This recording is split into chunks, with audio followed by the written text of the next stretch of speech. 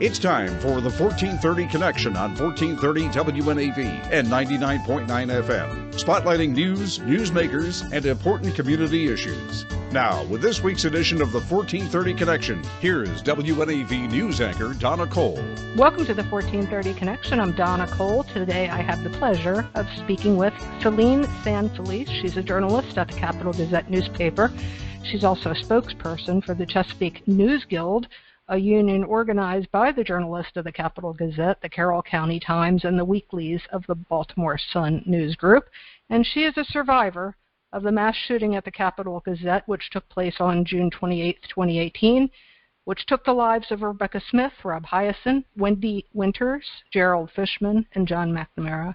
Selene, thanks for joining me today. Thanks so much for having me and for remembering my friends as well. I can't not, when I have somebody on from the Capitol, use this also as an opportunity to remember those 5 people because, as you know, a few of them were my coworkers and my friends also, and they were all your friends and coworkers, and we need to remember them and keep their names alive. Definitely.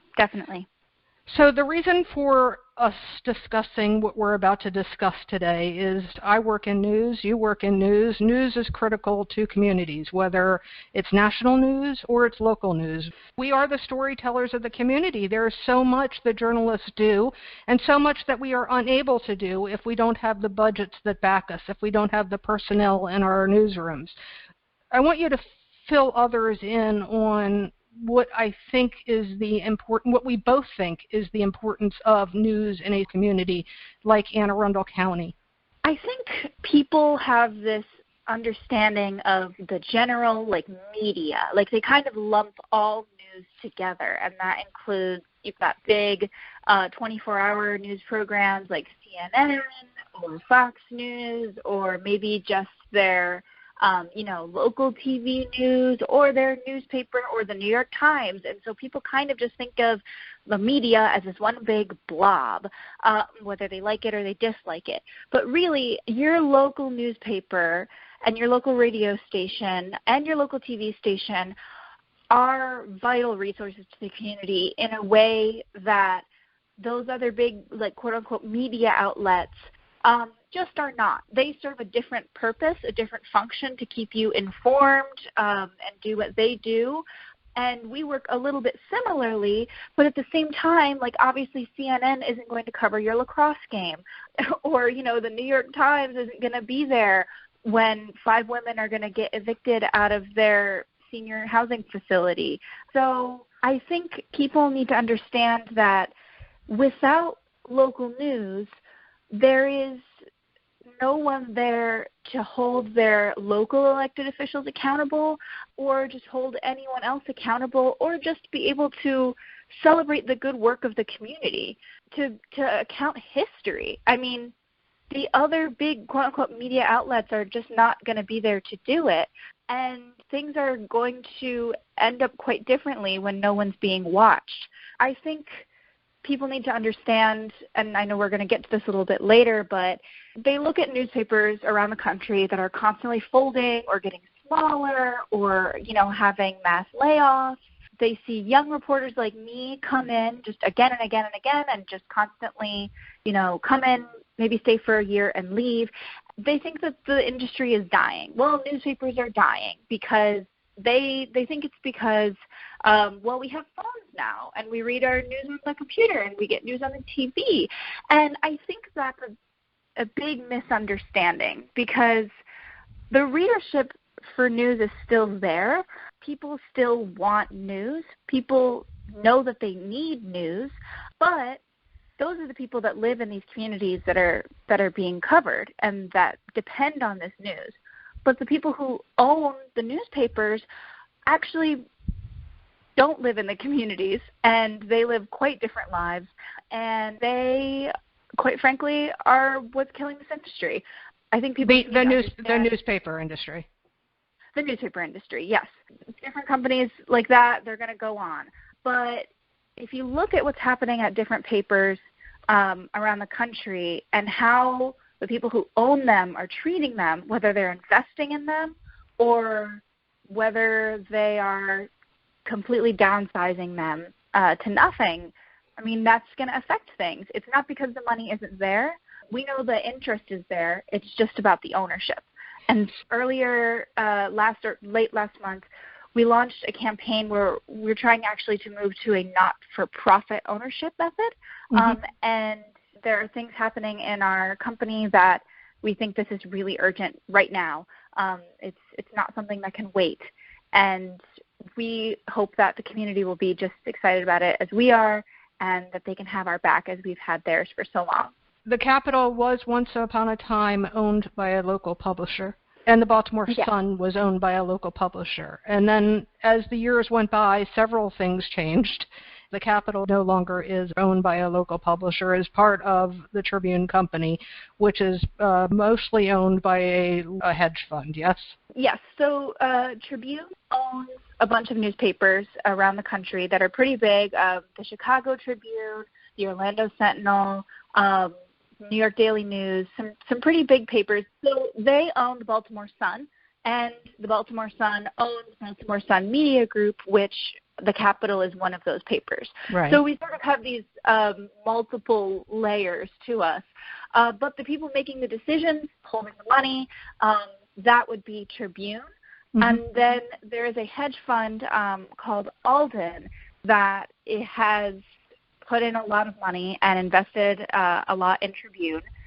They actually have now 3 seats on the board. They just got a third. And Alden has not been kind to newspapers. If you go to aldenexposed.com or dmfworkers.com, you can see examples. But they essentially just slash them. They slice and dice in order to save money, right? Yes. In a way? Okay. Yes. That's a good way of putting it? Yes. And speaking of which, by the way, not to interrupt you, but I was at the memorial service for Rebecca, Rob, Wendy, Gerald, and John when one of the people from Tribune, I'm not going to name any names, discussed having your backs, discussed always being there for you. Less than a year and a half after that had happened, we already started to see mass or forced buyouts at the Capital, and now we're seeing continued furloughs at these newspapers too, yes? Yes. So right now we have furloughs going on. So if you make between $40,000 and $67,000, I think, a year, you have about 3 weeks of furlough if you're at our paper. It differs from, like, the Baltimore Sun is a different guild, so they have a different set of rules. But for Baltimore Sun Media Group and the Capital, if you make between that amount of money, you have 3 weeks of furlough. And honestly, like, reporters don't even make that much money, except for maybe, like, one of us who has been here for 30 years. So the ones who have to take this furlough there are very few editors. And so we have Rick Hutzel, our editor-in-chief, and then we have 2 news editors and a sports editor. And we've had to rotate who is going to take their furlough shift, and we'll only have just one assigning editor, and then Rick will have to fill in for that other editor, or sports won't have an editor for a week. And it's been rough. It's been pretty rough. For all of Anne Arundel County and all the news that happens in Anne Arundel County, how many photojournalists do you currently have? We have 1.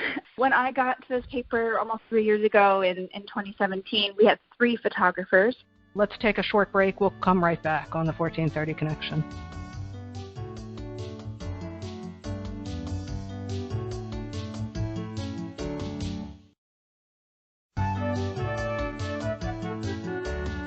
Welcome back to the 1430 Connection. I'm Donna Cole. Today I'm talking with Selene San Felice. She's a journalist at the Capital Gazette newspaper. We're talking about the future of the Capital Gazette. She's also the spokesperson for the Chesapeake News Guild, which is what, Selene? I believe it was almost 2 years ago now. We took the step to unionize our paper. And the Capital Gazette in itself is not just like one union. We actually have formed a guild with the other papers that are owned by the Baltimore Sun. So that would be like the Carroll County Times, the Towson Times, the Aegis, these little community newspapers that are doing some really big hard work, and we feel that we are just not getting treated the way that we're treating our communities with our reporting. We're working really hard to do a service that no one else is going to do, and we're fighting for our rights to be able to keep doing that and keep our industry alive. And I was trying to sort of make the point that this is one of the reasons why you are down to one photojournalist that is working his tail off. That's Paul Gillespie. How many reporters do you have at the paper currently? I would say we have maybe 10 to 15, if you're counting interns as well, and sports folks. When I came in 2017, we had 3 photographers. We had a man named Matt Cole, Joshua McCarroll, and Paul Gillespie. Matt left in 2018, right before the shooting, actually, and Josh McCarroll was one of the reporters who, was at the Annapolis Mall parking garage and in the heat all day trying to report on this tragedy that happened and would have happened to him. He just wasn't in that place at that time. Who was forced into a buyout with a non-disclosure agreement attached to it, which he can't disparage the company that he works for. But a year and a half before, he was there taking photos of this incident that just took the lives of his 5 coworkers. Yes.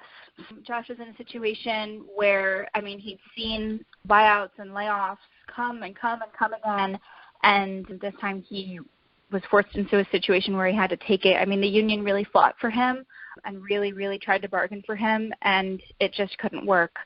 So we miss him dearly, but he's, we see him around as a friend. Meanwhile, Paul is now our only photographer and working his tail off. You're looking for not-for-profit owners. How is that search going? Has anyone stepped up? No, to answer your question, because we just launched this last month, and we have a petition going at safemarylandnewspapers.org. We are just trying to gauge people's interest in whether they would be interested in investing in the paper, just supporting the paper, rallying around us, or I guess I should say our papers, plural. We haven't opened anything up for donations or anything like that, but we are in the beginning of talks, hoping to find some people who would like to put the paper back into the community's hands. I think that's what's really important here. There is also an effort by the Baltimore Sun that you may have heard of called Save Our Sun. Mm-hmm. They're doing something very similar, and we're just trying to cover all our bases and just do what we can, because as Alden continues to buy more seats on the board, we really don't know how long we have left.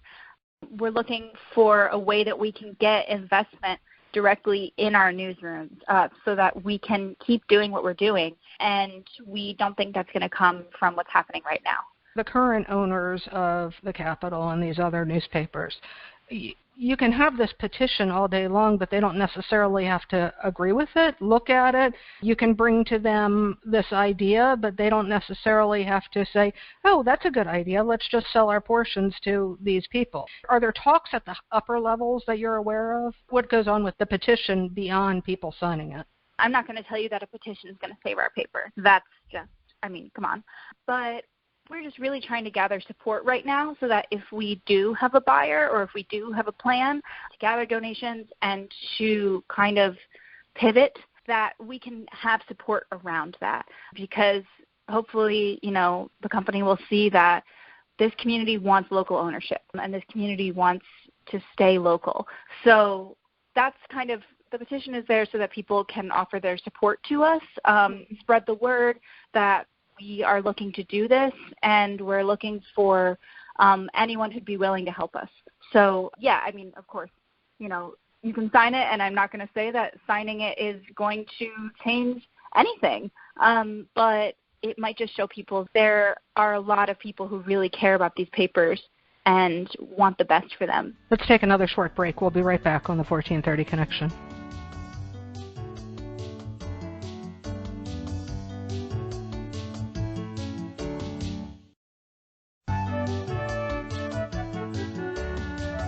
Welcome back to the 1430 Connection. I'm Donna Cole. I'm speaking today with Selene San Felice. She's a reporter with the Capital Gazette newspaper in Annapolis, Maryland. What do you say to those that are listening to us that want to become journalists?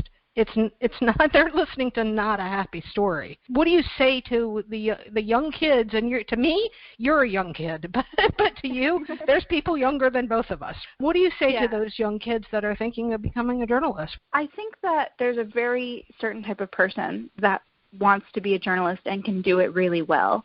And, of course, everybody's going to say all throughout college, all throughout your career, I didn't do this for the money. And, of course, you don't do it for the money because no matter what, we don't get paid a ton. But you're going to do it because you love it and because you're doing the right thing, which is fighting for the truth in your community, no matter what that truth looks like. And if you love writing or taking photos or doing video, and you love doing it in a way that can change things and can hold people accountable and spread the truth, then you're going to love doing this and you're going to find a way to do it no matter what, because that's what we're doing right now is even though times are tough, we're finding a way, as we always have, and we always will continue to do. Don't ever let anybody tell you that your industry is dying, but instead find somebody who really cares about your industry and is willing to invest in you.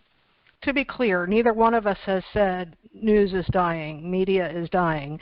The media, newspapers have folded, radio stations have gone under, TV stations have gone by the wayside, online media sites have gone away. News is not going anywhere. There is still news, and the more news entities in a community, I feel like, the better off we are. Radio station here, talking to a newspaper. There's several blogs around that are doing news.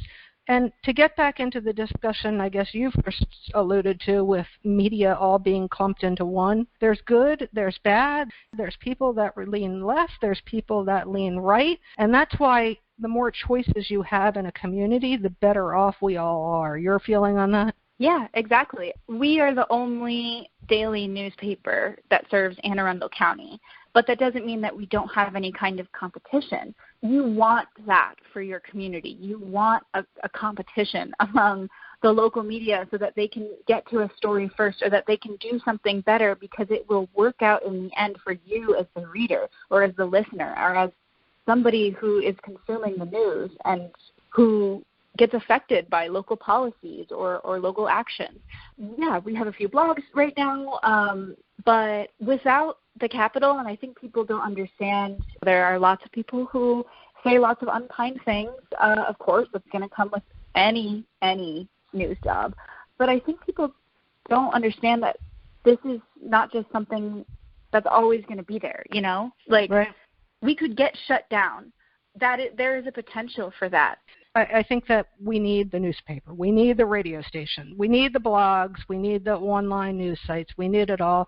And we don't want to see the Capital Gazette go away. Again, one more time on the website, SaveMarylandNewspapers.org. Thank you very much. Again, if anybody has any questions about this, they can reach you at ChesapeakeGuild@gmail.com, right? Yes, absolutely. And one more time, that site is SaveMarylandNewspapers.org. I really appreciate it. Thank you so much, Donna. This is Donna Cole on the 1430 Connection. We will see you next week.